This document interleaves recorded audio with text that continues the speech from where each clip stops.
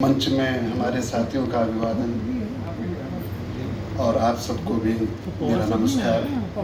जल्दी आगे चले गए। शुरू में तो जब अभी ये सब चल रहा था तो मुझे लग रहा था कि कहीं शोले का सीन तो रिक्रिएट नहीं किया जा रहा है, आगे इधर जाओ आगे उधर जाओ बाकी मेरे पीछे आओ। तो ये इतने अनुभवी हमारे पांडे जी मंच संचालक हैं, तो मैं समझ नहीं पाया कि क्या हुआ कैसा हुआ। आप लोगों को पता होगा कि आजकल मेरा जो कॉलम आमची मुंबई है वो व्यंग्यात्मक हो चुका है, उसका स्वरूप व्यंग्य कर दिया है मैंने, तो उसी की वानगी में असल में पेश कर रहा था, इसको आप अन्यथा मत लीजिएगा। मैं करीब 30-31 साल पहले जब मुंबई आया था तो गोपाल शर्मा मुंबई पर मुंबई लिख रहे थे, छाए हुए थे, एक नशे की तरह उनके पाठक उनका इंतजार करते थे, उनके लिखने का सब रंग में छपता था वो, और उन्होंने सैकड़ों आलेख लिखे। 1500 आलेख हमारे बिमल जी ने लिखे हैं जैसा भी बताया गया है।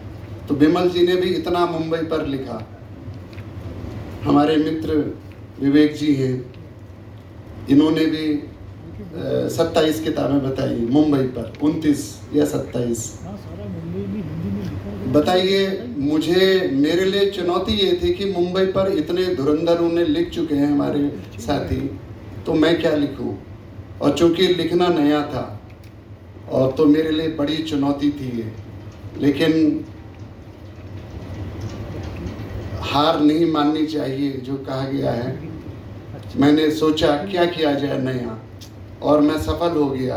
वो ये था कि मैं अब्बास रहमान, मैंने ये सोचा कि नया क्या करूं। मैंने साहित्य के नज़रिए से साहित्य में मुंबई कैसे उपस्थित है इस पर ध्यान दिया, और लगभग 8 साल तक लगातार मैंने वो लिखा है आमची मुंबई।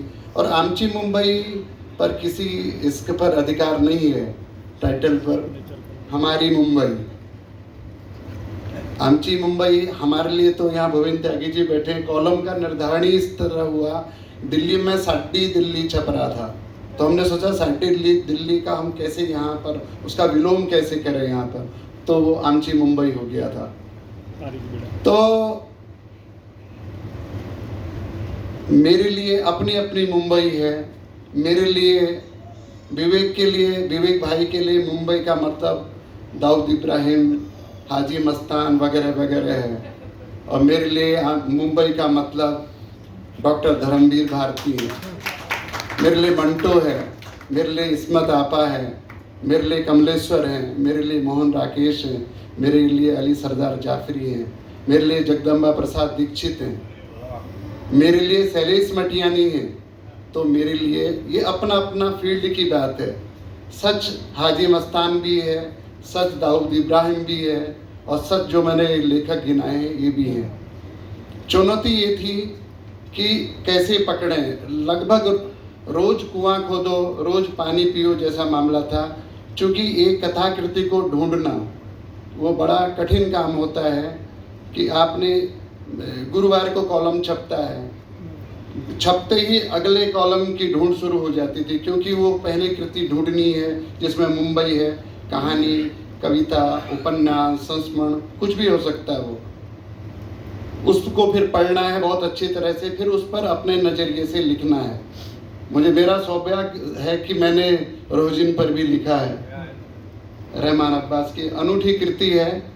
मुंबा देवी को जिस तरह से जादू यथार्थवाद जो हमारा जो एक टर्म चला था उसकी अभिव्यक्ति उसमें है, और उसको हमारे पौराणिक आख्यानों से भी उस प्रविधि को जोड़ा जा सकता है जो लिखने का तरीका है। तो इस तरह से चलता रहा। मैं ज़्यादा बोलूँगा नहीं, क्योंकि बोलने के लिए तो बहुत कुछ है। आप सबका बहुत बहुत धन्यवाद, शुक्रिया, आशीर्वाद को भी धन्यवाद।